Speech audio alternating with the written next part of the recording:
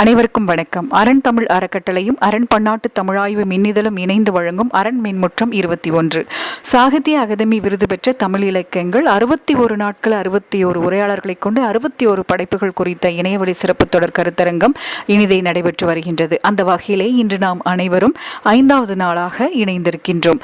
வாசகனின் பார்வையில் சாகித்ய அகாதமி விருது பெற்ற தமிழ் இலக்கியங்கள் என்ற பொருண்மையில் தினந்தோறும் நடைபெறும் இந்த இலக்கிய கூட்டத்திற்கு பேராசிரியர் பெருமக்கள், ஆசிரியர் பெருமக்கள், துறை வல்லுநர்கள், ஆய்வு மாணவர்கள், தமிழ் ஆர்வலர்கள் மற்றும் இவ்வுலகில் வாழ்கின்ற அனைத்து தமிழ் உறவுகளுக்கும் வணக்கம் கூறி வருக வருக என வரவேற்கின்றோம். இன்றைய நிகழ்விலே நமக்காக அக்கரை சீமையிலே, அதாவது 1962 ஆண்டு மீபா சோமசுந்தரம் அவர்களால் எழுதப்பட்டு அக்கரை சீமையிலே என்ற நூலுக்கு சாகித்ய அகாதமி விருது கிடைத்திருக்கின்றது. அந்த நூல் குறித்து திரு ராச இளங்கோவன் ஐயா அவர்கள் நமக்காக உரையாற்ற இருக்கின்றார். ஐயா அவர்கள் தமிழ் கூறும் நல்லுலகிற்கு மிகவும் அறிமுகமானவர்.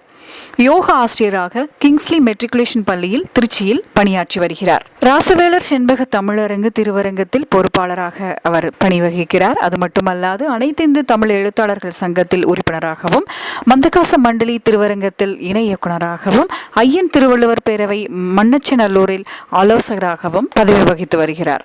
1992 ஆண்டு தன் தந்தையார் வழக்கறிஞர் ராசவேலு செண்பகவல்லி அவர்கள் காலம் சென்ற தன் துணைவியார் செண்பகவல்லி அவர்களின் நினைவை போற்றுகின்ற வகையில் திருவரங்கத்தில் செண்பகத்தமிழ் அரங்கு என்ற தமிழ் அமைப்பினை துவங்கினார். அந்த அமைப்பில் தன் தந்தையாருக்கு உறுதுணையாகவும் பொறுப்பாளராகவும் இருந்து சனிக்கிழமை தோறும் தன் இல்லத்தில் இதுவரை 1250க்கும் மேற்பட்ட தமிழ் கூட்டங்களை தொய்வின்றி நிறைவு செய்து தம் தந்தையாரின் மறைவிற்கு பிறகு ராசவேலர் செண்பக தமிழரங்கு என தன் தந்தையார் பெயரையும் இணைத்து தாய் தந்தையர் பெயரில் தொடர்ந்து கூட்டங்களை நடத்தி வரும் தமிழ் பணியாற்றி வரக்கூடிய ஒரு தமிழ் அறிஞர். அது மட்டுமல்லாது திருவரங்கம் தமிழ்ச்சங்கத்தில் தமிழ் வளர்க்கும் இளைஞர் விருதும், ஈரோடு தமிழ்ச்சங்க பேரவையில் சாதனை செம்மல் விருதும், திருவையாறு தமிழிசை சங்கத்தில் இலக்கிய செம்மல் விருதும், கள்ளக்குறிச்சி திருக்குறள் நடுவும் அமைப்பில் தமிழ் சீராளர் விருதும், வைரிச்செட்டிப்பாளையம் திருக்குறள் பேரவை மற்றும் திருச்சிராப்பள்ளி திருமுறை மன்றத்தில் செந்தமிழ் செல்வர் விருதும், புதுச்சேரி குழந்தைகள் கலை இலக்கிய வளர்ச்சி கழகத்தில் திருவிக்கா விருதும், திருவையாறு அப்பர் அப்பூதியடிகள் திருச்சபையில் செண்பக இலக்கிய சுடர் விருதும், திருதவத்துறை தமிழ்ச்சங்கத்தில் செந்தமிழ் வளர் சீலர் விருதும், திரு ஆனைக்கா ஸ்ரீ முத்து சரவணேஸ்வரர் அறக்கட்டளையில் செண்பக தமிழ் பேரொளி விருதும், மண்ணச்சநல்லூர் ஐயன் திருவள்ளுவர் பேரவையில் திருவள்ளுவர் விருதும், சென்னை தமிழ் படைப்பாளர்கள் சங்கத்தில் பாவேந்தர் நெறிச்செம்மல் விருதும், கூத்தூர் அருள் மிகு கனிகா மகேஸ்வரி சக்திபீட ஆன்மீக அறக்கட்டளையில் இலக்கிய திலகம் விருதும், அனைத்திந்திய தமிழ் எழுத்தாளர்கள் சங்கம் சார்பில் சென்னை டாக்டர் ராதாகிருஷ்ணன் இல்லத்தில் ஆசிரியர் செம்மல் விருதும், எட்டயபுரத்தில் மகாகவி பாரத மணி மண்டபத்தில் பாரதி பணிச்செல்வர் விருதும், கரூர் திருக்குறள் பேரவை தமிழ் பணி குடும்பம் ஆகியவை இவருக்கு சிறப்புடன் வழங்கப்பெற்ற விருதுகளாகும். இத்தகைய சிறப்பு வாய்ந்த ஐயா அவர்கள் நம்மிடையே பேச வந்திருப்பது மிக மிக பெரிய ஒரு பேராகவே நான் கருதுகின்றேன். அந்த வகையிலே இன்று ஐயா அவர்கள் 1962 ஆண்டு மீபா சோமசுந்தரம் அவர்களால் எழுதப்பட்ட அக்கரை சீமையிலே என்ற நூல் சாகித்ய அகாதமி விருது பெற்ற இந்த நூல் குறித்து திரு ராச இளங்கோவன் ஐயா அவர்கள் நம்மிடையே உரையாற்ற வந்திருக்கின்றார். ஐயா அவர்களை வருக வருக என வரவேற்று இந்த ஆய்வரங்கை அவரிடம் ஒப்படைக்கின்றேன். நன்றி ஐயா, நீங்கள் தொடரலாம். அனைவருக்கும் இனிய தமிழ் வணக்கத்தினை முதற்கண் நான் பணிவன்போடு தெரிவித்துக் கொள்கின்றேன்.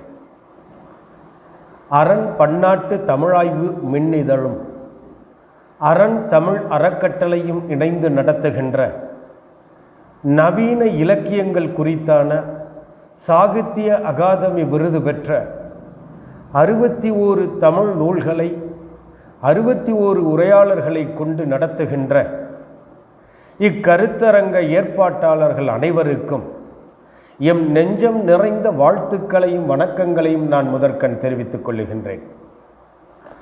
சாகித்ய அகாதமி விருது பெற்ற நூல்களை வருங்கால இளைய சமுதாயத்தினருக்கு அறிமுகம் செய்யும் பொருட்டு இந்நிகழ்வு ஏற்பாடு செய்யப்பட்டிருப்பது இளைய சமுதாயத்தின் வாசிப்பு திறனை மேம்படுத்திடும் என்பதில் எல்லளவும் ஐயமில்லை.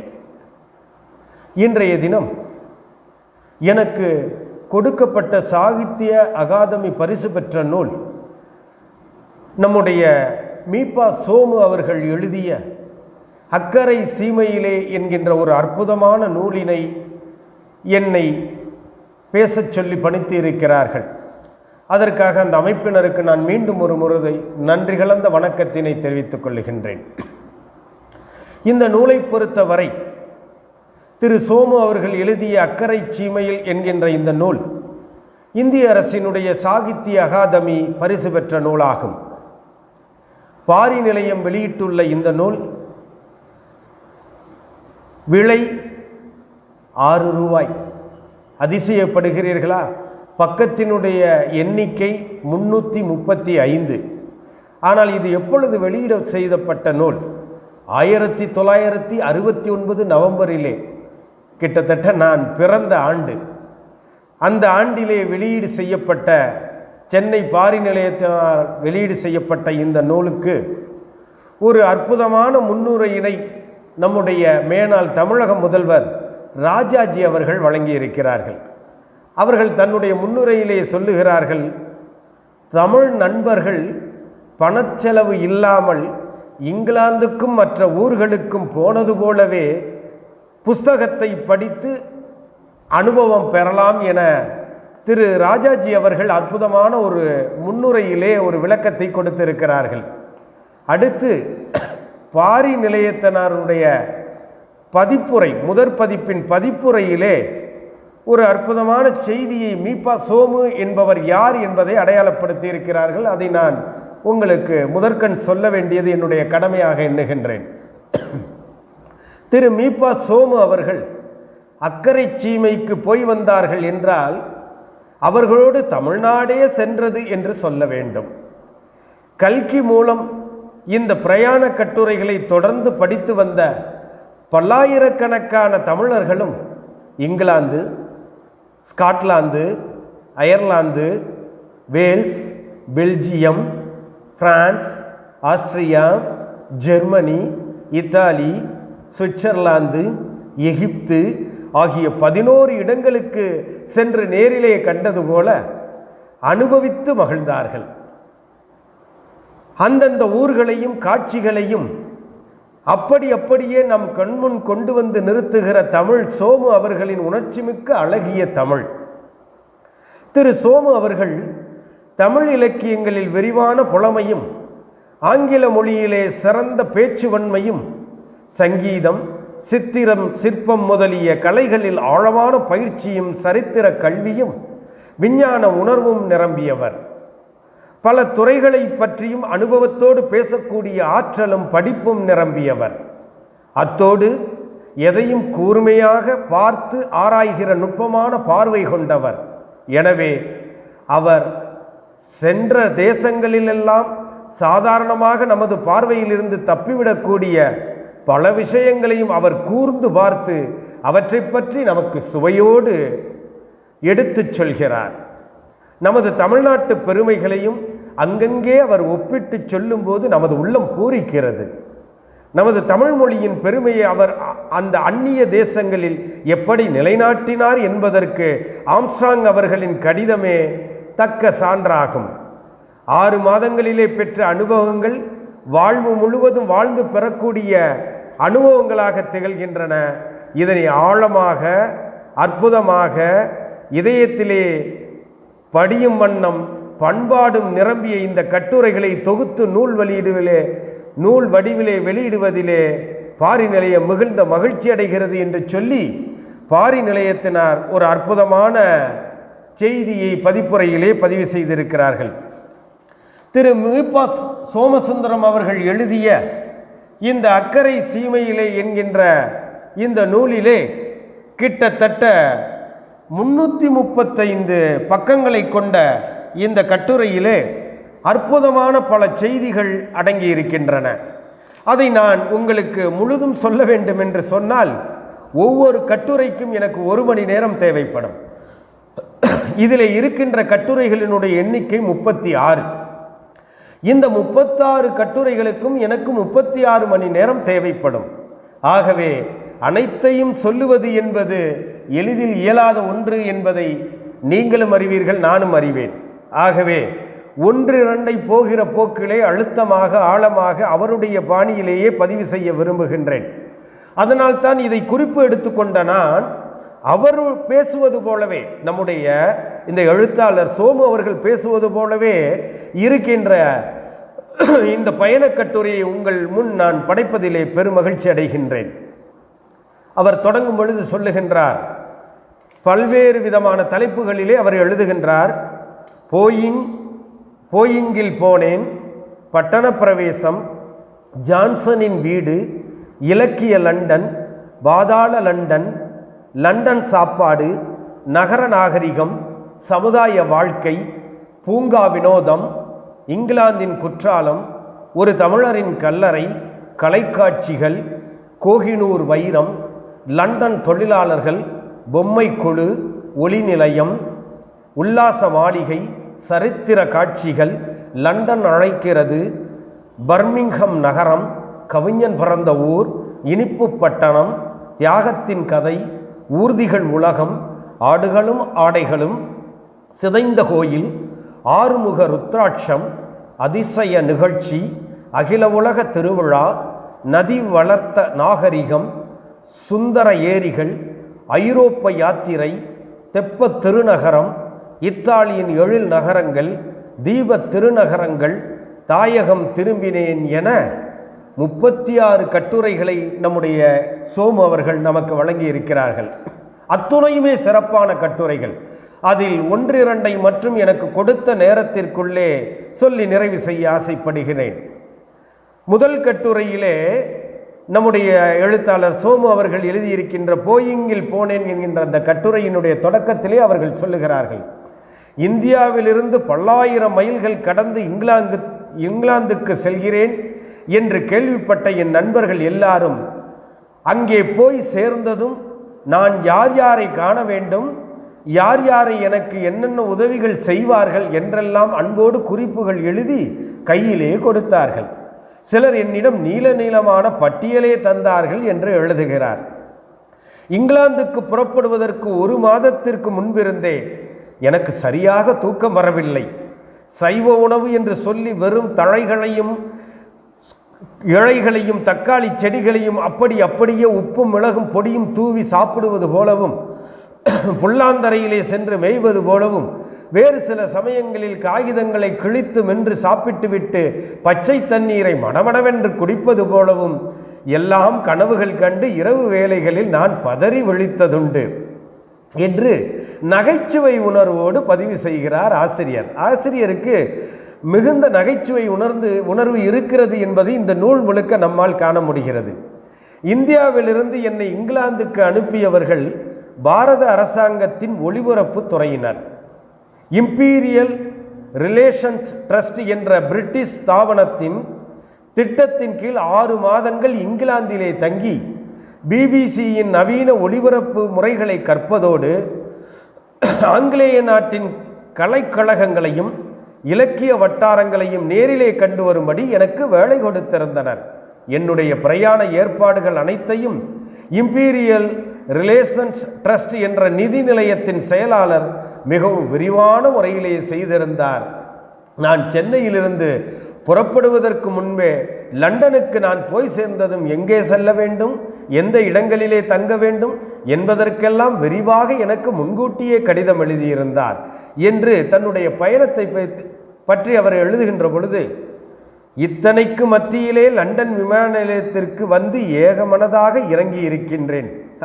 அவர்கள் சிறப்பாக தன்னுடைய அந்த பயண கட்டுரையிலே பதிவு செய்கின்ற பொழுது, நான் அந்த விமான நிலையத்தை சுற்றி திரு என்று பார்த்து கொண்டிருந்த போது விமான அதிகாரி ஒருவர் என் அருகே வந்து, உங்களோடு வந்துள்ள பெட்டிகளை சுங்க அதிகாரிகளிடம் திறந்து காட்ட வேண்டும், இதுதான் பாதை என்று சட்டத்தை நினைவூட்டினார் என்று எழுதுகிறார். அந்த சட்டத்தை மதித்து சுங்க அறைக்குள் நான் போய் சேர்ந்த சில நிமிஷங்களில் என்னுடைய பெட்டிகள் வேறு ஒரு வாசல் வழியாக வந்து சேர்ந்தன. நான் எதிர்பார்த்த அத்துணை கெடுபடி இல்லை சுங்கச்சாலையிலே என்று தன்னுடைய தொடக்கத்தை அவர் பதிவு செய்கின்றார். அடுத்த தலைப்பு பட்டண பிரவேசம் என்கின்ற தலைப்பிலே அவர் ஒரு செய்தியை பதிவு செய்கிறார். அதிலே லண்டன் நகரத்தின் ஓவிய சாலைகள், கலைக்கழகங்கள், வரலாற்று சான்றுகள், கவிஞர்கள், புலவர்கள் இவர்கள் வாழ்ந்த வீடுகள், இவர்களுக்கு ஆங்கிலேயர் எழுப்பியுள்ள நினைவு சின்னங்கள், உலகின் பல நாடுகளிலிருந்தும் திரட்டி சேகரிக்கப்பட்ட உயர்ந்த கலைப்பொருள்கள், விதவிதமான அங்காடிகள், நாகரிக சாதனங்கள், நாடக மன்றங்கள், நடன சபைகள், பாதாளத்தை குடைந்து செல்லும் மின்சார ரயில் வண்டிகள், பலதரப்பட்ட மக்களின் தொகுதி, பல தேசத்து நடையுடை பாவனைகள் அத்தனையும் ஒருமித்து நிற்கிற இந்திரஜாலபுரிதான் லண்டன். எந்த மகத்தான செயலையும் மனித முயற்சியினால், சமூக ஒற்றுமையினாலும் சாதித்துவிட முடியும் என்பதை நிரூபிக்கிறது பிரிட்டிஷ் மக்களின் உழைப்பும் அதன் பயனும் என்று தொடக்கத்திலே அவர்கள் பிரிட்டிஷை பற்றி, லண்டனை பற்றி ஒரு அற்புதமான செய்தியை பதிவு செய்கிறார்கள். இந்த உறவு உணர்ச்சியோடு அன்று பிற்பகல் ஜாக்சன் அம்மையாரை போய் பார்த்தேன். பொதுநல சேவையில் ஈடுபட்டு உழைத்து வந்ததால் நன்கு கனிந்து விளங்கிய ஒரு முதுவரும் தாயன்பை அந்த அம்மையாரிடம் கண்டேன்.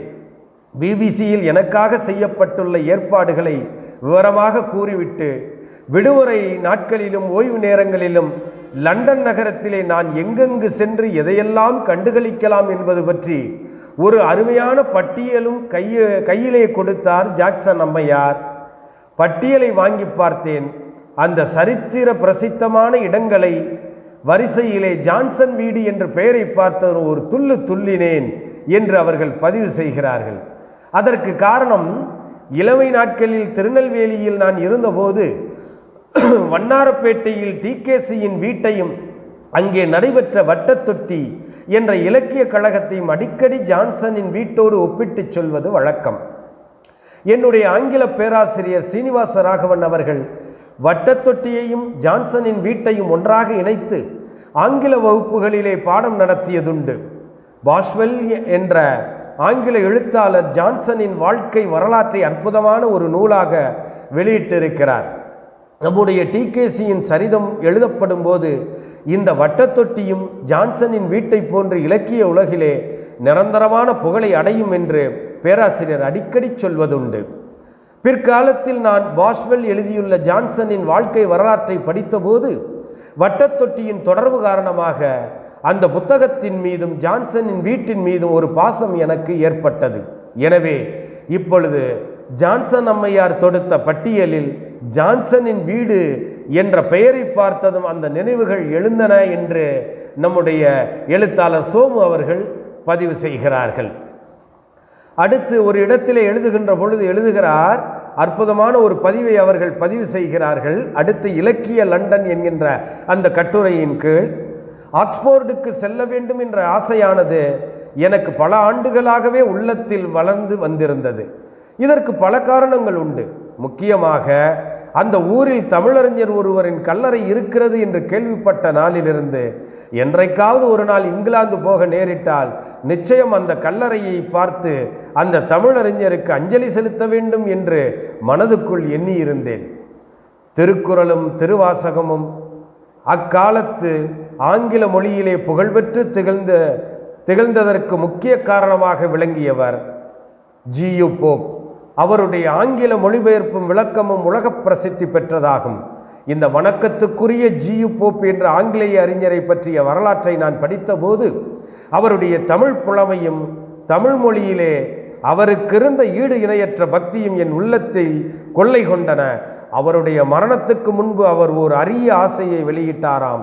தம்முடைய கல்லறையிலே தம்மை பற்றி எழுதுகின்ற பொழுது எந்தவிதமான குறிப்புகளும் வேண்டாம், ஒரு தமிழ் மாணவன் என்று கல்லிலே செதுக்கி வைத்தால் அதுவே போதும் என்று கேட்டுக்கொண்டாராம் அந்த ஆங்கில பெருமகனார். ஆகவே அவருடைய கல்லறையை பார்க்கும் ஆவல் எனக்கு ஏற்பட்டு அங்கே சென்றேன் என்று நம்முடைய எழுத்தாளர் சோமு அவர்கள் அற்புதமாக பதிவு செய்கிறார். ஆங்கில மொழியோடு இளமையிலிருந்தே நெருங்கிய தொடர்புள்ள நமக்கு லண்டன் நகர தெருக்களிலெல்லாம் நன்கு பழகிய பெயர்களும் விலாசங்களுமாக தோற்றம் தருகின்றன.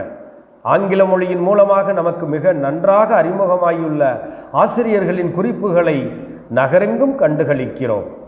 இந்த ஆசிரியர் இந்த ஆண்டிலிருந்து இதுவரை இந்த வீட்டில் குடியிருந்தார், இந்த கவிஞர் இவ்வீட்டிலே தான் பிறந்தார் என்றெல்லாம் கல்லிலே குறிப்புகள் செதுக்கி வைத்திருக்கிறார்கள் அந்தந்த வீட்டின் வாசல் முகப்பிலேயே. ஆகையால் இந்த ஊர் முழுவதும் நம்முடைய இலக்கிய பந்துக்களின் வீடுகள் நிரம்பிய ஓர் உறவு நிலமாகவே காட்சி தருகிறது. டிக்கன்ஸ் ஆசிரியர் கூறுகிற இன்றைக்கு சென்று பார்க்கக்கூடிய பூமியின் ஆகர்ஷண சக்தியாக விளங்குகின்ற ஐசக் நியூட்டன் ஜெர்மன் வீதியில் 87வது எண்ணுள்ள வீட்டில்தான் இருந்தார். அங்கே குறிப்பு இருக்கிறது.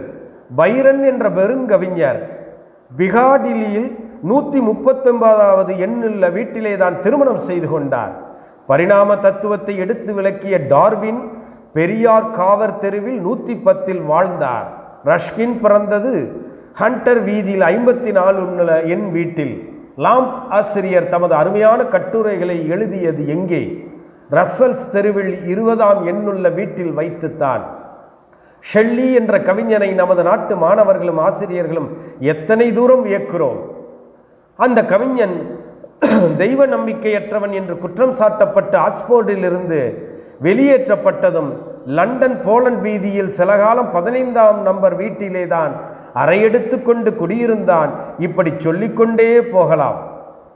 புத்தகங்களிலே சொல்வடிவிலே நம்முன் காட்சி தருகின்ற இலக்கிய செல்வர்கள் அனைவரும் லண்டன் நகரத்தின் தெரு வீதிகளிலே கட்டட உருவங்களிலே கண்முன் நிற்கிறார்கள். இவர்கள் எல்லாம் நமக்கு அந்நியர்களா? இல்லை. நம் நாட்டு பெரியோர்கள் சிலருக்கு இந்த இலக்கிய மேதைகள் பலர் வழிகாட்டிகளாகவே விளங்கி இருக்கிறார்கள். இவர்களுடைய புத்தகங்களை எத்தனை உற்சாகத்தோடு நாம் படிக்கிறோம். எனவே இவர்கள் வாழ்ந்த இடங்களிலெல்லாம் இத்தனை ஆர்வத்தோடு சரித்திர குறிப்புகளுடன் இந்த மக்கள் பாராட்டி வருவதை காணும்போது இந்த மக்களிடமே, இவர்களுடைய இந்த பக்தியிடமே நமக்கு ஒரு பக்தி உண்டாகி விடுகிறது என்று அருமையாக ஆசிரியர் பதிவு செய்கிறார். அடுத்து ஒரு அற்புதமான கட்டுரையிலே ஒரு செய்தியை பதிவு செய்கிறார். நகர நாகரிகம் என்கின்ற அந்த கட்டுரையிலே நம்முடைய ஆசிரியர் சொல்ல வருகின்ற கருத்து, நம்முடைய உணவு வகைகளை தவிர நம்முடைய இந்திய பெண்மணிகளின் புடவை அலங்காரத்தை ஆங்கிலேயர்கள் மிகவும் மெச்சுகிறார்கள். எந்த பெரிய கூட்டத்திலும் நம்முடைய இந்திய புடவை அணிந்த பெண்மணிகளை கண்டுவிட்டால் ஆங்கில ஆடவரும் பெண்டீரும் மிகுந்த மரியாதையோடு வரவேற்று மதிப்பு நல்குகிறார்கள். சில சமயங்களில் அடடா, தனியாக அல்லவா வந்துவிட்டோம் என்று நான் பச்சாவதப்பட்டிருக்கின்றேன்.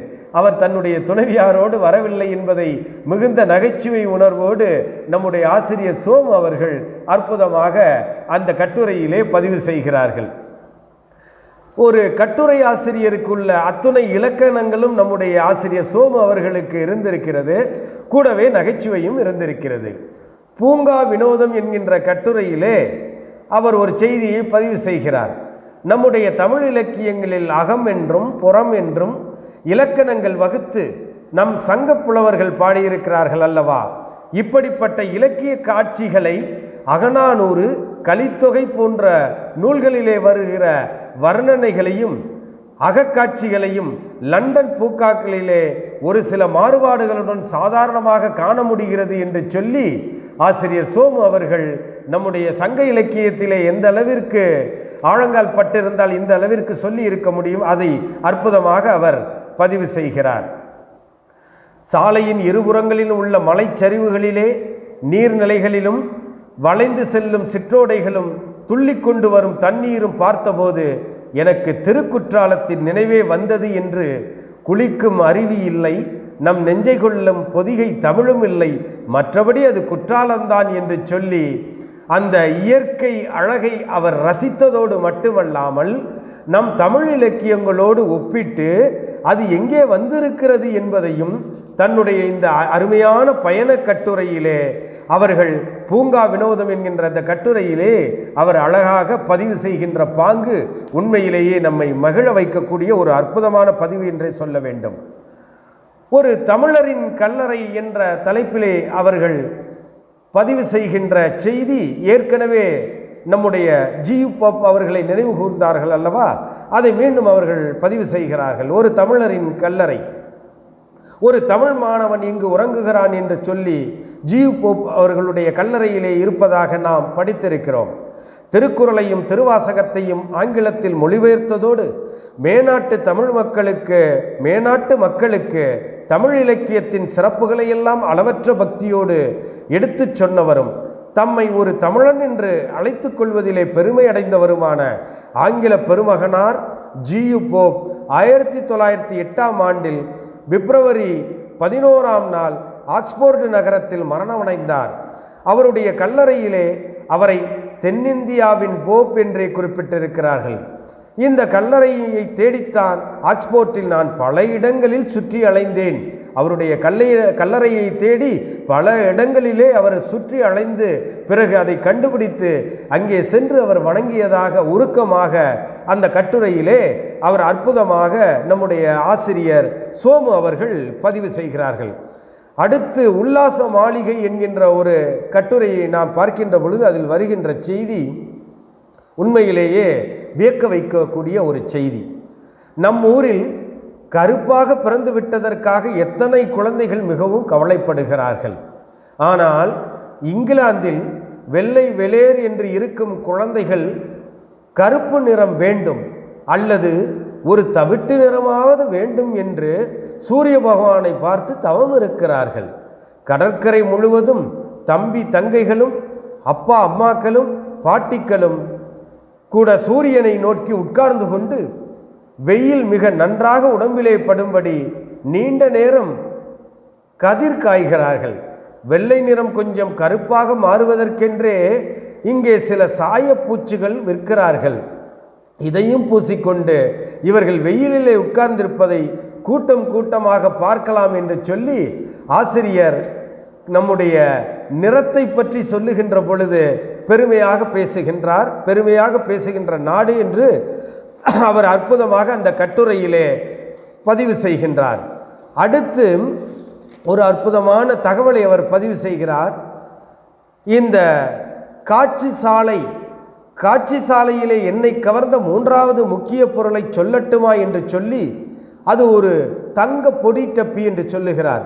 நம்முடைய ஆசிரியர் சோமு அவர்களுக்கு மூக்குப்பொடி பொடி போடுகின்ற பழக்கம் இருக்கிறது என்பதை அவரே தன்னுடைய கட்டுரையிலே பதிவு செய்கிறார்.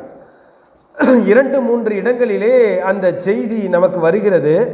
உல்லாச மாளிகை என்கின்ற கட்டுரையிலே அவர் பதிவு செய்கின்ற பொழுது காட்சி சாலையிலே என்னை கவர்ந்த மூன்றாவது முக்கிய பொருளை சொல்லட்டுமா என்று கேட்டு அது ஒரு தங்க பொடி டப்பி. 1855ஆம் ஆண்டில் வின்ஸ்டர்ஸ் நகரத்துக்கு விஜயம் செய்த நெப்போலியன் சக்கரவர்த்தி இந்த பொடி டப்பியை தமது அன்பு பரிசாக வின்ஸ்டர் நகரத்தின் மேயரான ஜான் கிளாட் பிரமுகருக்கு வழங்கினாராம். தங்கத்தினால் செய்யப்பட்டுள்ள இந்த டப்பியின் மூடிக்கு மேல் வைரக்கற்களை அழுத்தி நெப்போலியனுடைய பெயரின் முதல் எழுத்தான எண் பொறித்திருக்கிறது. வைரக்கற்களோடு போடு போடு என்று போடுகிறது. மூக்குப்பொடிக்கும் பொடி டப்பிக்கும் உள்ள சரித்திர மனத்தை நுகர்ந்த வண்ணம் அந்த உற்சாகத்திலே காட்சி சாலையை விட்டு நான் வெளியே வந்தேன் என்று சொல்லி ஆசிரியர் சோமு அவர்கள் அற்புதமாக பதிவு செய்கிறார்கள். அடுத்து நாம் பார்க்க இருக்கின்ற கட்டுரை லண்டன் அழைக்கிறது என்கின்ற அந்த கட்டுரை. அதிலே அவர் பதிவு செய்கின்ற செய்தி பிபிசிக்கு லண்டன் நகரத்தில் மட்டுமே 55 இடங்களில் கிளை நிலையங்கள் இருக்கின்றன. இந்த 55இல் 16 மிகவும் பெரிய நிலையங்கள்.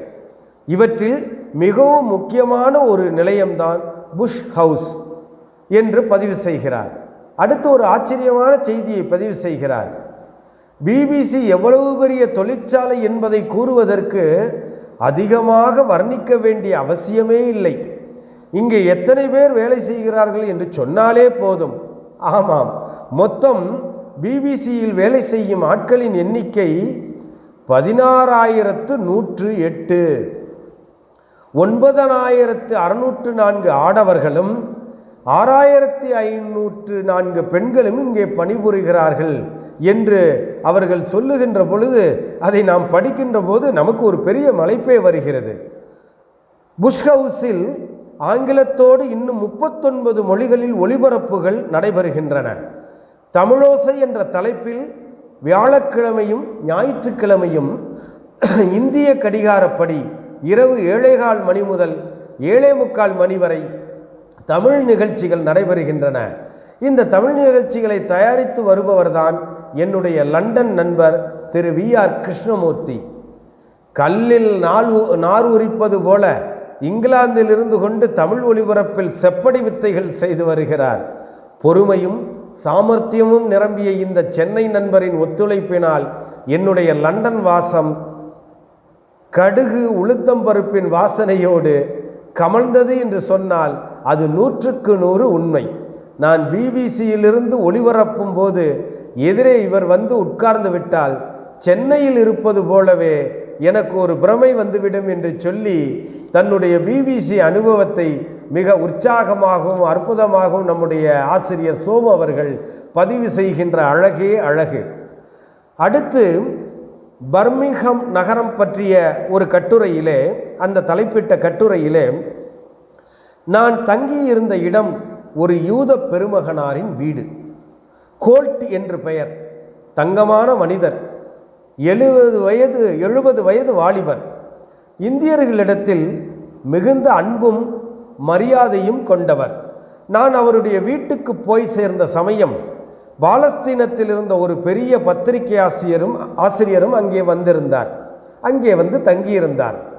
தினந்தோறும் இரவு 9 மணிக்கு மேல் தங்கப்பர் கோல்ட் என்ற கிழவரும் பென்னிஸ்வி என்ற அந்த எழுத்தாளரும் மாடியில் என்னுடைய அறைக்கு வந்து விடுவார்கள்.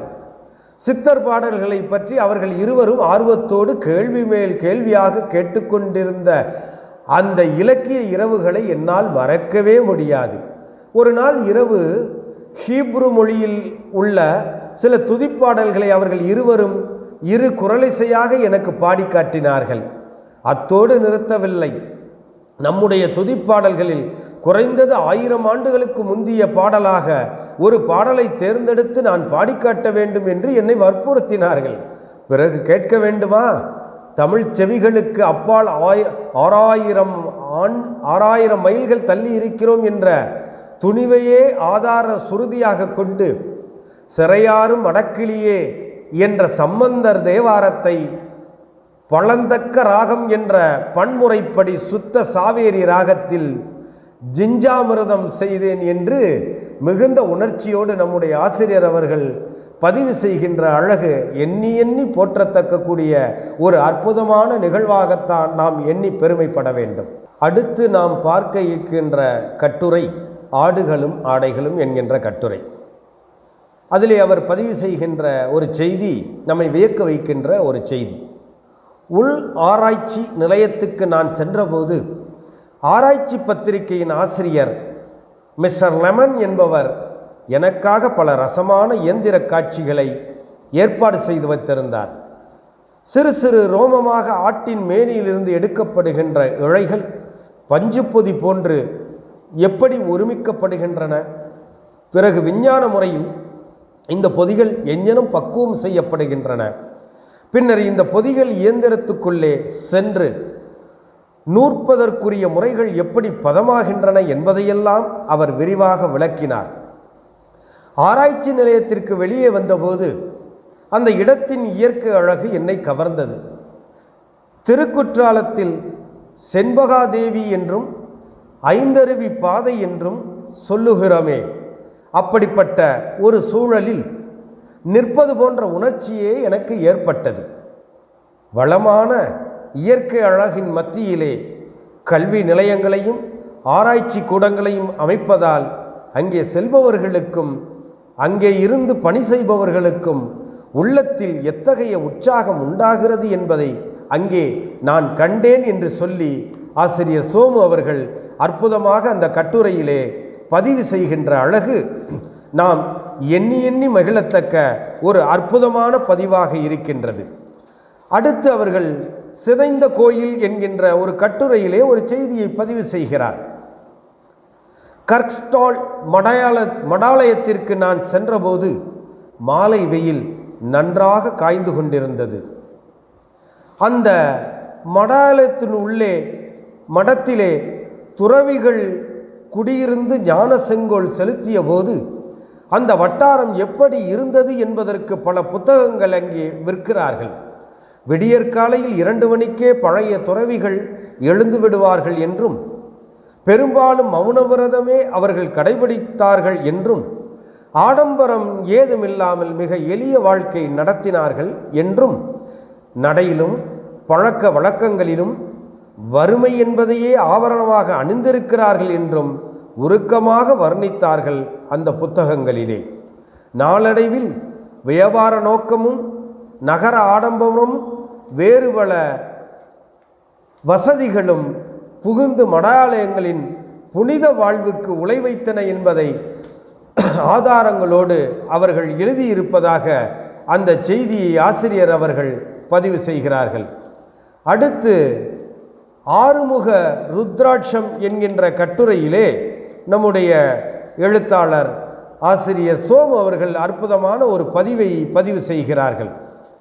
அதிலே சோமு அவர்கள் சொல்லுகின்ற ஒரு செய்தி, யார்க் நகரத்தின் பழைய மேயர்களில் ஒருவராக விளங்கிய சர் ராபர்ட் பெல்ட் என்பவருடைய சொந்த உடைமைகள் சில ஒரு கண்ணாடி பெட்டுக்குள்ளே இருக்கின்றன. இவற்றில் தமிழ்நாட்டு பொருள்கள் சிலவற்றை பார்த்தேன். ஒரு அருமையான தங்க அட்டிகை, சிவப்பு பதித்த ஜடை பிள்ளை, ஒரு முத்து மோதிரம், ஒரு வைடூரிய கொண்டை தெருக்கு முதலிய பல அணிகலன்கள் கண்ணாடி பெட்டிக்குள்ளே இருந்து கொண்டு 6000 மைல்கள் தாண்டி வந்திருக்கும் இந்த தமிழனை பார்த்து கண்ணிமைகளை மூடி மூடி விழித்தன. இன்னும் நன்றாக அப்பெட்டியை ஆராய்ந்தேன். என்ன ஆச்சரியம்! ஒரு ருத்ராட்ச மாலை 38 மணிகள் கொண்டது. ஒவ்வொரு ருத்ராட்சமும் 6 முகங்கள் கொண்ட வனப்பு மிக்க மணி. ஷண்முக ருத்ராட்சம் என்று சைவ மக்கள் அழைக்கிற புனிதமான ருத்ராட்சம் அது. இதன் கீழே சைவர்கள் தங்கள் மரபுப்படி ஒரு பெரிய ருத்ராட்சமோ அல்லது வேறு சிவச்சின்னமோ செய்து தொங்க விடுவது வழக்கம் அல்லவா? ஆனால் இந்த ருத்ராட்ச மாலையில் ஒரு விசித்திரம் கண்டேன். வெள்ளி முடிச்சுக்கு பதிலாக 6 ருத்ராட்சங்களை நீட்டுப்போக்கிலும் 5 குறுக்காகவும் கோத்து ஒரு சிலுவையின் வடிவத்தை அமைத்து தொங்கவிட்டிருக்கிறது. இந்த மணிகளில் எல்லாம் தங்கம் பதித்திருக்கிறது. இந்த ருத்ராட்சத்தை அணிந்தவரின் வரலாறு சம்பந்தமாக மேற்கொண்டு ஆராய்ச்சிகள் செய்தேன். இவர் ஒரு பெரிய வியாபாரி என்றும் கிழக்கத்திய கம்பெனியோடு தொடர்பு கொண்டிருந்த ஆங்கிலேய மூதாதையரின் வழியிலே வந்தவர் என்றும் தெரிந்து கொண்டேன். இவர் இந்த ருத்ராட்சத்தை உபயோகித்து வந்தால் சிவச்சின்னத்திற்கு பதிலாக உத்ராட்ச மணிகளை கொண்டே சிலுவை செய்து தொங்கவிட்டு கொண்டார் என்றும் புலனாயிற்று. தென்னாடுடைய சிவனே போற்றி, எந்நாட்டவர்க்கும் இறைவா போற்றி என்று சைவ சமய மரபுப்படி என மனதுக்குள் சொல்லிக்கொண்டேன். அந்த வார்த்தைகளுக்கு அப்போது ஒரு புதிய பொருளே ஏற்பட்டு விட்டது என்று சொல்லி எங்கு சென்று லண்டனுக்கு சென்று சிவ சிந்தனையோடு நம்ம ஆசிரியர் சோமு அவர்கள் இருந்திருக்கிறார்கள் என்பதை எண்ணுகின்ற பொழுது அவருடைய அந்த சமய பற்றையும் இலக்கிய உணர்வையும் என்னவென்று சொல்லி வியப்பது. அடுத்து அதிசய நிகழ்ச்சி என்கின்ற ஒரு கட்டுரை. அந்த கட்டுரையிலே நம்முடைய கடந்த கட்டுரையோடு தொடர்புபடுத்தி ஒரு செய்தியை நம்முடைய ஆசிரியர் சோமு அவர்கள் பதிவு செய்கிறார்கள். நாம் அந்த ருத்ராட்சத்தை பற்றி பார்த்தோம் அல்லவா, அதை பற்றி அவர்கள் சொன்னார்கள் அல்லவா, அதனுடைய தொடர்புடைய ஒரு செய்தியை அதிசய நிகழ்ச்சி என்கின்ற கட்டுரையிலே பதிவு செய்கிறார்கள். மேயர் அவர்களிடம் விடைபெறுவதற்கு முன்பு மேயரை, நம்முடைய லண்டன் நகரத்தின் மேயரை இவர்கள் சந்திக்கிறார்கள். நம்முடைய ஆசிரியர் சோமு அவர்கள் சந்திக்கிறார்கள். மேயர் அவர்களை சந்தித்து அவரோடு உரையாடிவிட்டு திரும்புகின்ற பொழுது நடந்த நிகழ்வு. மேயர் அவர்களிடம் விடைபெறுவதற்கு முன்பு காஷில் மியூசியத்தில் தான் பார்த்த ருத்ராட்ச மாலையை பற்றி சொல்லுகிறார். ருத்ராட்சம் என்ற வார்த்தை அவர்களை திணற அடித்து விட்டது.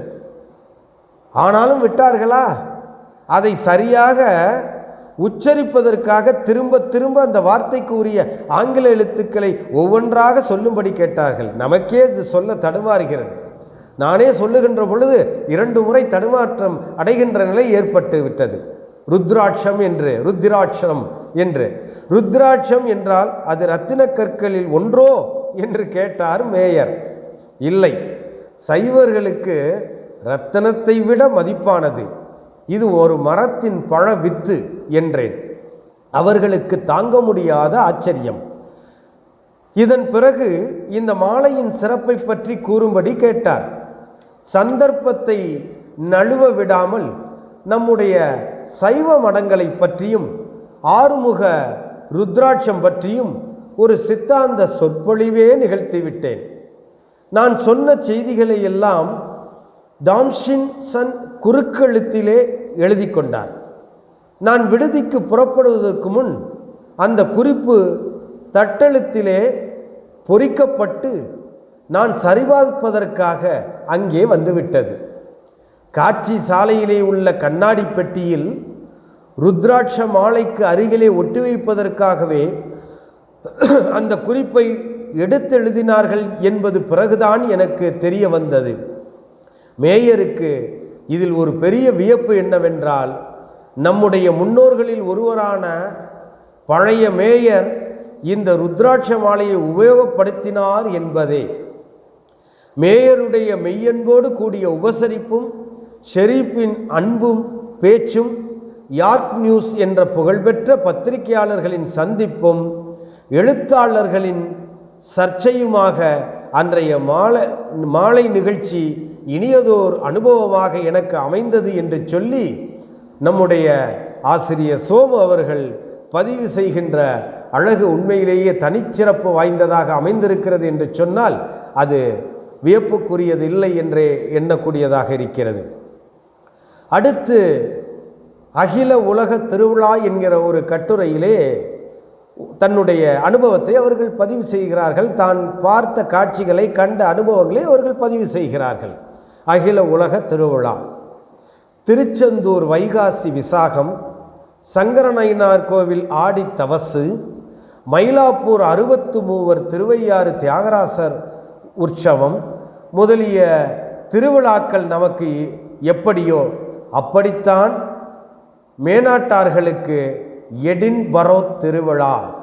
ஆண்டுதோறும் நடைபெறுகிற இந்த அகில உலக நாடக இசை திருவிழாவுக்கு என்று இங்கிலாந்து மட்டுமல்லாமல் ஐரோப்பிய நாடுகளிலிருந்தும் அமெரிக்காவிலிருந்தும் மற்றும் உலகின் பல பாகங்களிலிருந்தும் ஏராளமான மக்கள் எடின்பரோவுக்கு வந்து கூடுகிறார்கள்.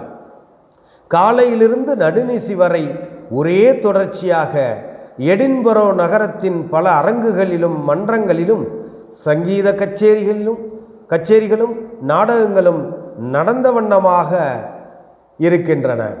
வீதிகளிலெல்லாம் ஒரே கூட்டம், ஆண்களும் பெண்களும் குழந்தைகளுமாக ஜே ஜே என்கிறது. தெருவிலே நடந்து செல்லும் போது நடைபாதைகளில் எல்லாம் ஜன நெருக்கடி. உலகின் பல நாடுகளிலிருந்தும் பல திசைகளிலிருந்தும் வந்துள்ள மக்கள் கூட்டம் அல்லவா. விதவிதமான வர்ண ஆடைகள், பல வகையான கவுன்கள், பலவிதமான கொண்டை அலங்காரங்கள், பலரகமான மூக்கு கண்ணாடிகள், தொப்பிகள், திருகுப்பூக்கள், காதணிகள், கைப்பைகள், காமிராக்கள் என அங்கே பார்ப்பதற்கு மிகவும் உற்சாகமாகவும் மிகச் சிறப்பாகவும் இருந்தது என்று சொல்லி நம்முடைய ஆசிரியர் சோமு அவர்கள் தான் கண்ட அனுபவித்த தமிழகத்திலே தான் கண்ட திருவிழாக்களையும் அங்கே தான் காணுகின்ற திருவிழாக்களையும் ஒப்பிட்டு இங்கும் அங்கும் எப்படி மக்கள் ஒற்றுமையோடு திருவிழாக்களை கொண்டாடுகிறார்கள் என்று சொல்லும் அழகே அது ஒரு தனிச்சிறப்பு வாய்ந்த அழகாக இருக்கிறது என்று தன்னுடைய கட்டுரையிலே மிக அற்புதமாக ஆழமாக பதிவு செய்கிறார் நம்முடைய எழுத்தாளர் சோமு அவர்கள். அடுத்து சுந்தர ஏரிகள் என்கின்ற ஒரு கட்டுரையிலே அற்புதமான ஒரு செய்தி ஒன்றை பதிவு செய்கிறார்கள். ஏரிகளை சுற்றி மலைகள், எங்கு பார்த்தாலும் அருவிகள், தெல்ல தெளிந்த நீரோடைகள், கரும்பை சாறு பொழிந்து ஓடவிட்டது போல தண்ணீர். Wordsworth, Dickens, ஷதேம், கால்ட்ரிட்ஜ், Hazlitt, சால்ஸ்லாம், John Ruskin ஆகிய பெரிய பெரிய கவிஞர்களும் எழுத்தாளர்களும் நடமாடிய பூமி அது. ஆங்கில இலக்கியத்தோடு தொடர்புள்ளவர்களுக்கு அந்த மாவட்டத்திலே உள்ள ஒவ்வொரு கல்லும் புல்லும் ஓடையும் நதியும் ஒவ்வொரு கதையை சொல்லுகிறது. கால வெள்ளத்தை எதிர்த்து நீந்தி தங்கள் அமரத்தன்மையை நிலைநாட்டியுள்ள ஆங்கில புலவர்களின் சிறப்பை அந்த நதிகள் பாடுகின்றன, அங்கேயுள்ள பறவைகள் பேசுகின்றன என்று சொல்லி அற்புதமாக அந்த ஆங்கில கவிஞர்கள் எப்படியெல்லாம், ஆங்கில எழுத்தாளர்கள் அந்த இடத்திலே எப்படியெல்லாம் உலவி இருக்கிறார்கள் என்பதை மிக சுவையாகவும் அழகாகவும் அற்புதமாகவும் நம்முடைய எழுத்தாளர் சோமு அவர்கள் அந்த கட்டுரையிலே பதிவு செய்திருக்கின்ற அழகு இருக்கிறதே, அது ஒரு தனிச்சிறப்பு வாய்ந்த அழகாக நமக்கு அமைகிறது என்று சொன்னால் அது சிறப்பு வாய்ந்த ஒரு செய்தி. அடுத்து அவர்கள் ஐரோப்பிய யாத்திரை என்கின்ற ஒரு கட்டுரையிலே ஒரு செய்தியை பதிவு செய்கிறார்கள். அது இந்த ஓகையோடு வெனிஸ் நகரத்தை நோக்கி விரைந்தது எங்கள் வண்டி. வெனிஸ் நகரத்திற்கு செல்லுகிறார்கள்.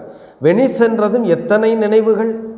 அண்டானியோ, பஷானியோ, போர்ஷியா, ஷைலக் என்ற ஷேக்ஸ்பியரின் கதாபாத்திரங்கள் நினைவிலே நின்றார்கள். ஷேக்ஸ்பியரை மறக்க முடியுமா? கப்பல்கள், போர்கள், மன்னர்களின் விழாக்கள், கலைக்கூடங்கள், சிற்பக் காட்சிகள் என்று பல நூறு எண்ணங்கள் வட்டமிட்டன. காரின் வேகமும் சிந்தனையின் வேகமுமாக நொடி நேரத்தில் எங்கள் கண்முன் தெரிந்தது தெப்பத் திருநகரம். தெப்பத் திருநகரம், ஆம், வெனிஸ் நகரத்தை அப்படித்தான் சொல்ல வேண்டும். 150 கால்வாய்கள், 450 பாலங்கள், சுமார் 3 லட்சம் மக்கள், வீடுகள் அனைத்தும் தண்ணீருக்குள் நிற்கின்றன. ஆம், தெருவீதி என்பது கால்வாய்தான். அதாவது 150 கால்வாய்களே 150 தெருக்கள். 3 லட்சம் மக்களும் இந்த தண்ணீர் உலகத்துக்குள்ளே தான் வாழ்கிறார்கள்.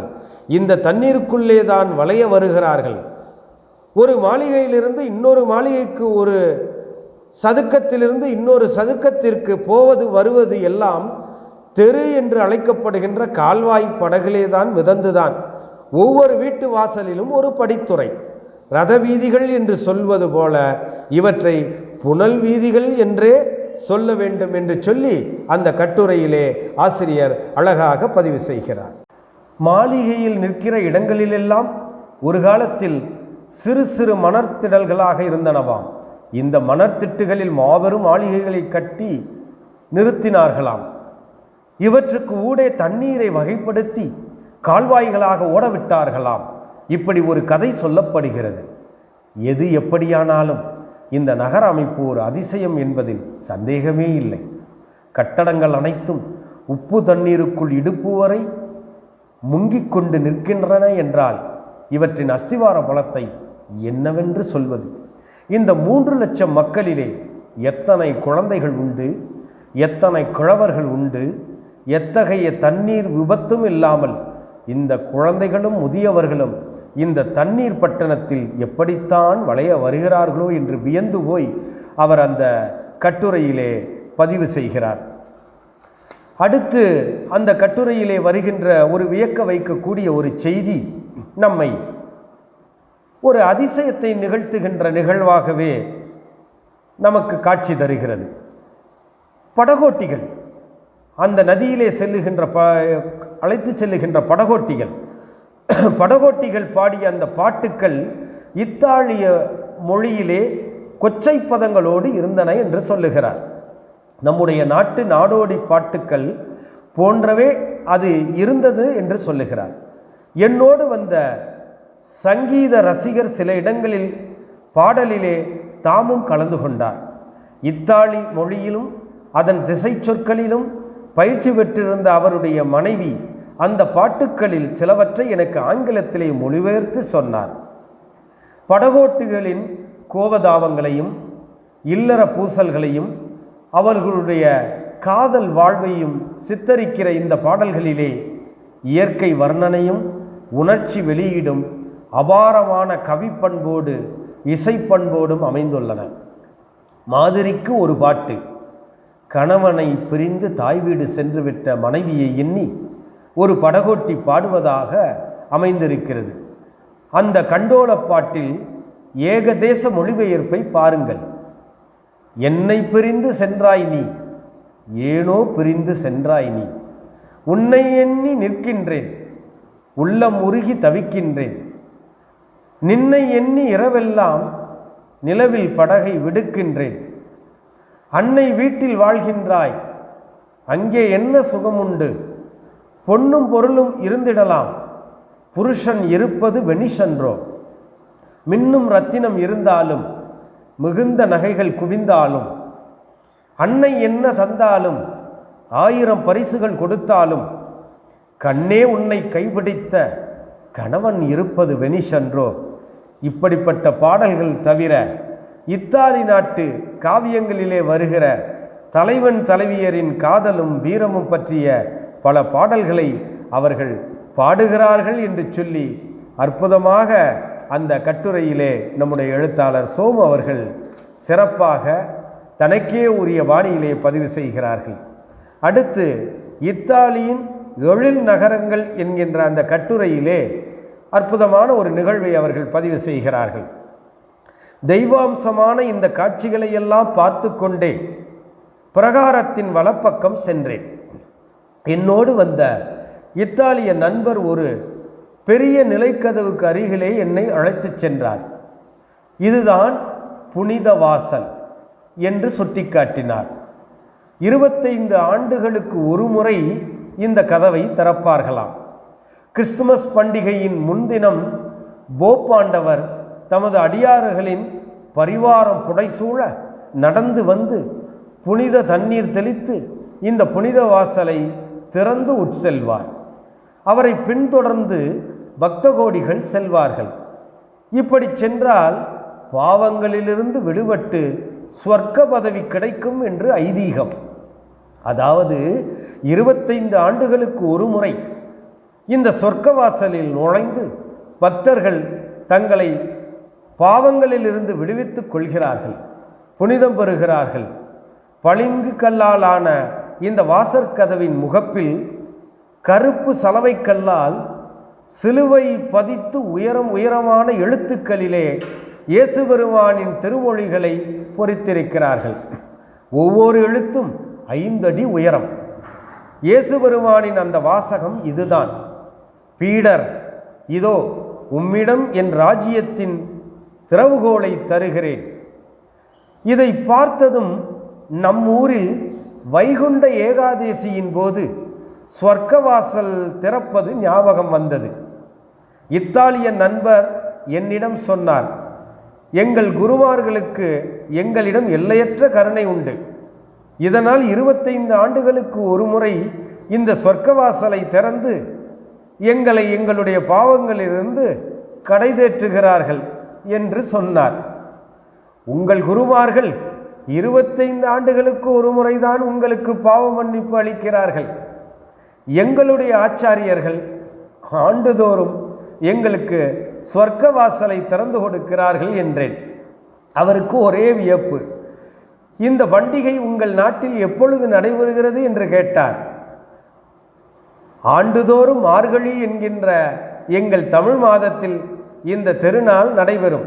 அதாவது டிசம்பர் பாதிக்கு மேல் ஜனவரி 15க்குள் கிட்டத்தட்ட உங்களுடைய கிறிஸ்மஸ் பண்டிகையை ஒட்டித்தான் எங்கள் வைகுண்ட ஏகாதசி என்ற இந்த திருவிழா நடைபெறும்.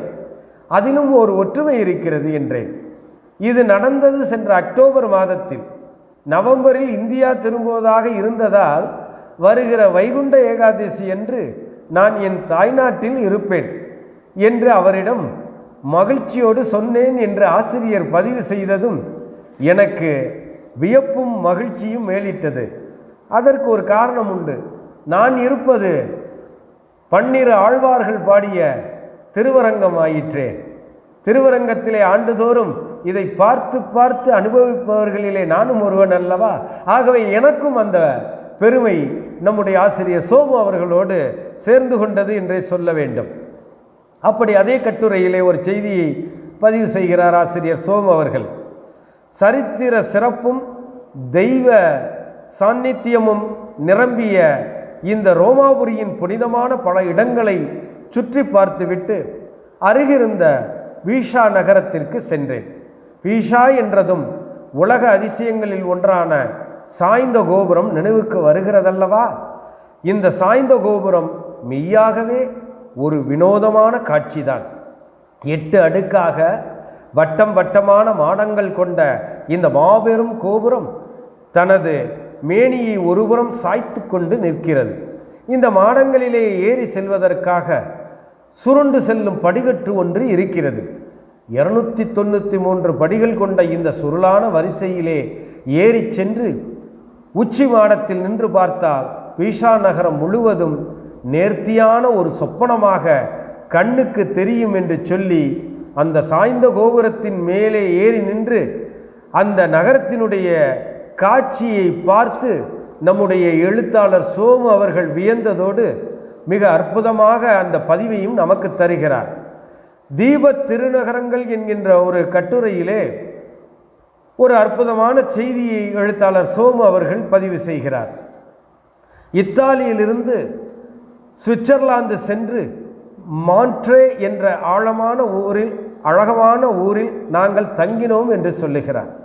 அழகான ஊர் என்று அவர்கள் பதிவு செய்வதற்கு காரணம், அங்கே மிக அற்புதமான நிகழ்வுகள் எல்லாம் நிகழ்ந்ததை அந்த கட்டுரையிலே அவர்கள் பதிவு செய்கிறார்கள். தான் கண்ட காட்சிகளை எல்லாம் அற்புதமாக அந்த கட்டுரையிலே எழுத்தாளர் சோமு அவர்கள் நமக்கு பதிவு செய்து தருகிறார். நாமே நேரில் சென்று பார்ப்பது போன்ற ஒரு உணர்ச்சியோடு அவர்கள் அந்த கட்டுரையிலே பதிவு செய்கிறார்கள். கெனட் பிரதேசத்தில் டன்பிரிட்ஜ் வெல்ஸ் என்ற ஊர் மிக மிக எளிதான ஒரு கிராமம். ஊருக்குள் நுழைந்ததும் நம் கண்ணெதிரே பழமையான வீதிகளும் புதிய வீதிகளும் அருகருகே நின்று ஊரின் சரித்திர பெருமையையும் நவீன முன்னேற்றத்தையும் ஒருமித்து உணர்த்துகின்றன. நோயாளிகள் மீண்டும் ஆரோக்கியம் பெறுவதற்கு இந்த ஊரின் காற்றும் தண்ணீரும் உகப்பானவை. இங்குள்ள ஒரு சிறு கிணறு திருச்செந்தூரில் உள்ள நாளி கிணறு போல் சிறிய ஓர் ஊற்று. இதன் தண்ணீரில் மருந்து சத்து இருக்கிறது என்று வைத்தியர்கள் ஆராய்ந்து கண்டுபிடித்திருக்கிறார்களாம். ஆகையால் இந்த கிணற்றுக்கு 4 பக்கத்திலும் சுவர் கட்டி கிணற்றின் மேலும் மூடி போட்டு பூட்டி வைத்திருக்கிறார்கள். கிணற்றுக்கு அருகில் ஒரு பணிப்பெண் காவல் இருக்கிறாள். அவளிடம் ஒரு பெண்ணி காசு கொடுத்தால் நாளி கிணற்றிலிருந்து ஒரு குவளை தண்ணீர் கோரி ஒரு கண்ணாடி தமிழரில் ஊற்றி கொடுக்கிறாள். தண்ணீரில் பெர்ரஸ் ஆக்சைடு என்ற இரும்பு சத்து இருப்பதால் குடிப்பதற்கு ஒரு மாதிரியாக இருக்கிறது. ஆனாலும் அதை குடித்தால் உடம்புக்கு எத்தனை நலம் ஏற்படும் என்பதை ஒரு சிறு அறிவிப்பாக அங்கே அச்சிட்டு வைத்திருக்கிறார்கள். வனப்பிரதேசத்தில் இந்த ஊற்று கிணறு இருப்பதை முதலில் லார்ட் நார்த் என்ற பிரபு எப்படி கண்டுபிடித்தார் என்பதை பற்றியும், பிறகு இது எப்படி இங்கிலாந்தின் பிரபுக்களாலும் அரச குடும்பத்தினராலும் பாதுகாக்கப்பட்டது என்பது குறிப்பும் கதையுமாக அங்கே சொல்லி சொல்லி பெருமைப்படுகிறார்கள். இந்த தண்ணீரை விஞ்ஞான முறையில் பரிசோதித்து இதில் எந்த சத்து என்னென்ன அளவில் கலந்திருக்கிறது என்பதையும் கிணற்றுக்கு அருகிலேயே அச்சடித்து தொங்கவிட்டிருக்கிறார்கள். 24 மணி நேரத்தில் இந்த கிணற்றிலே 5000 காலன் தண்ணீர் ஊறுகிறது என்று கணக்கெடுத்திருக்கிறார்கள் என்பதையும் அவர்கள் அற்புதமாக ஆசிரியர் பதிவு செய்கிறார். அடுத்து நிறைவாக தாயகம் திரும்புகிறேன் என்கின்ற கட்டுரையிலே பிபிசி ஒளிபரப்பு பயிற்சிக்காக பணிபுரிந்த நாட்களும், பிறகு ஆங்கில நாட்டின் கலையையும் பண்பாட்டையும் தெரிந்து கொள்வதற்காக பல இடங்களுக்கு சென்று சுற்றிய நாட்களும் வேகமாக ஓடிவிட்டன. இனி இந்தியாவுக்கு புறப்பட இன்னும் 1 வாரம்தான் இருக்கிறது என்று எண்ணிய போது நாட்கள் ஓட கண்டேன். நடக்கக்கூட இல்லை, ஓடின. ஊர்ந்து நகருவது போல் இருந்தாலும் பெட்டியை மூடுவதும் திறப்புவதுமாக, சட்டைகளை எடுப்பதும் மடிப்பதுமாக ஒருவித படபடப்பு உடம்பெல்லாம் பிடித்து ஆட்டியது. எதிலும் பிடிப்பு இல்லாமல் மனதில் அர்த்தமற்று ஓர் அவசரம் உண்டாயிற்று. 6 மாதம் கழித்து எந்த ஒரு சலனமும் இல்லாமல் நான் என் தாயகம் திரும்ப போகிறேன் என்கின்ற மகிழ்ச்சி. இரவு 2 மணிக்கு விமான நிலையத்திலிருந்து கெய்ரோ நகரத்தின் விடுதி ஒன்றுக்கு போய் சேர்ந்தேன். அன்றும் மறுநாளும் அந்த ஊரிலே தான் தங்கினேன். எகிப்து தேசத்தின் சிறப்பு நைல் நதியோடும் பிரமிட்டுகளோடும் இணைந்து விளங்குகிறது. எகிப்தை நைல் நதியின் நன்கொடை என்றே அழைப்பார்கள். நைல் நதியின் வளத்தினால் செழிப்பும் சிறப்பும் பெற்ற நாடுதான் எகிப்து. 5000 ஆண்டுகள் முன்பே நாகரிகம் மனித பண்பாடு மிக உயர்ந்த முறையிலே உருவாகி நின்ற பிரதேசம் அது. தேசத்துக்கு வளம் தந்த நைல் நதி திடீரென வெள்ளப்பெருக்கெடுத்து தேசமும் தேசம் முழுக்க வளைத்து வந்ததால் பழைய எகிப்து மக்கள் அந்த கவலை காரணமாகவே இயற்கை ஆராய்ந்து காணும் முயற்சியில் தீவிரமாக ஈடுபட்டார்கள். நைல் நதியின் தண்ணீரை அடக்கி ஆள்வது எப்படி, அதில் எப்பொழுதெல்லாம் வெள்ளம் வரும், வானத்தில் மேகங்கள் எப்பொழுது சூழ்கின்றன, மழை எப்படி பெய்கிறது, தண்ணீரின் திசை எப்படி செல்கிறது என்றெல்லாம் ஆராய ஆரம்பித்திருக்கிறார்கள் என்று சொல்லிவிட்டு, எகிப்து மன்னர்கள் இறைவனின் வடிவமே என்று மக்கள் நம்பினார்கள் என்பதை பதிவு செய்துவிட்டு, எகிப்து தேசத்து பழைய மன்னர்களின் உடலை தைலங்களினாலும் மற்ற பொருட்களாலும் பாடம் செய்து பாதுகாத்து, தங்கத்தினால் கல்லறை பெட்டிகளில் விலையுயர்ந்த பொன்னாலும் நவரத்தினங்களாலும் அலங்கார பொருட்களாலும் அந்த மன்னர்கள் உபயோகித்த அணிகலன்களையும் சேர்த்து வைத்து அடக்கம் செய்து அதை பிரமிடுகளாக எழுப்பி இருக்கிறார்கள் என்ற செய்தியை பதிவு செய்கிறார். ஊர் திரும்புகின்ற அந்த நேரத்திலே அந்த பிரமிடோடு அவர் நிறைவு செய்கின்ற பொழுது 6 மாதங்கள் இங்கிலாந்திலும் அதை சேர்ந்த நாடுகளிலும் ஐரோப்பாவிலும் இருந்துவிட்டு தாய்நாடு திரும்பியதும் உள்ளத்தில் ஏற்பட்ட ஓகை எப்படி சொல்வது, பறவை தன்னுடைய கூட்டுக்கு திரும்புவது எத்தனை உற்சாகமாக இருக்கிறதோ அப்படித்தான் எனக்கு உற்சாகமாக இருந்தது என்று நம்முடைய எழுத்தாளர் சோமு அவர்கள் அற்புதமாக இந்த கட்டுரையை நிறைவு செய்கிறார். தொடக்கத்திலே நம்முடைய பதிப்பகத்தார் சோமு அவர்களை சொல்லுகின்ற பொழுது, வந்தேன், பார்த்தேன், வெற்றி கொண்டேன் என்றாராம் ஜூலியஸ் சீசர். அதுபோல் சென்றேன், கண்டேன், எழுதினேன் என்று பிரயாண கட்டுரைகளை எழுதிவிடுவது சுலபம், ஆனால் அவற்றை படிப்பது கடினம். அப்படி நாம் படிப்பதற்கு சுவையாக சோமு அவர்கள் இந்த கட்டுரையை நமக்கு தந்திருக்கிறார்கள். இப்புத்தகத்தை படிப்பவர்கள் அனைவருமே பிரிட்டனையும் ஐரோப்பாவையும் சுற்றி பார்த்து திரும்பிய திருப்தி அடைவார்கள் என்பதில் ஐயமில்லை. சாகித்ய அகாதமி இந்த அரிய நூலுக்கு பரிசளித்திருப்பதில் வியப்பில்லை என்று 63ஆம் ஆண்டு கல்கியிலே எழுதிய அந்த கட்டுரையிலே கல்கி பத்திரிகை பதிவு செய்திருக்கிறது என்கின்ற செய்தி நமக்கு வியப்பாகவும் மலைப்பாகவும் மிக அற்புதமாகவும் அமைந்திருக்கிறது என்று சொன்னால் அது மிகையாகாது என்று கருதுகின்றேன். அன்புமிக்க பெரியோர்களே, நான் இன்றைய தினம் அக்கறை சீமையிலே என்கின்ற நம்முடைய மீபா சோமசுந்தரம் அவர்கள் எழுதிய அற்புதமான இந்த நூலினை ஒரு பருந்து பார்வையாக பார்த்து நம்முடைய அரண் பண்பாட்டு தமிழாய்வு மின்னிதழும் அரண் தமிழ் அறக்கட்டளையும் இணைந்து நடத்துகின்ற நவீன இலக்கியங்கள் குறித்தான சாகித்ய அகாதமி விருது பெற்ற 61 தமிழ் நூல்களை 61 உரையாளர்களை கொண்டு நடத்துகின்ற இக்கருத்தரங்கத்திற்கு என்னையும் ஒரு பொருட்டாக அழைத்து இந்த நூலை பற்றி பேசச் சொன்னமைக்காக என் நெஞ்சம் நிறைந்த நன்றிகளை அந்த நிறுவனத்தாருக்கு தெரிவித்து கொண்டு இந்த அளவிலே என்னுடைய உரையை நிறைவு செய்கிறேன். நன்றி, வணக்கம். நன்றி ஐயா. மிக பெரியதொரு உரையினை எங்களுக்கு வழங்கி இந்த நிகழ்வின் மிக முக்கிய ஒரு நூலாக, அதாவது பயண நூலாக இருக்கின்ற அக்கறை சீமையிலே என்ற நூல் குறித்து மிக அருமையாக உரையாற்றினீர்கள். இந்த நிகழ்வுக்கு எப்பொழுதும் போல் நமக்கு எப்பொழுதுமே ஆதரவு தந்து கொண்டிருக்கின்ற எனதருமை பேராசிரியர் பெருமக்கள், ஆய்வு மாணவர்கள், ஆசிரியர் பெருமக்கள், துறை வல்லுநர்கள் மற்றும் தமிழ் ஆர்வலர்கள், உலகில் இருக்கின்ற அனைத்து தமிழ் உறவுகளுக்கும் இந்த வேளையிலே நான் நன்றி கூறி மீண்டும் நாம் நாளை சந்திக்கலாம். நன்றி, வணக்கம்.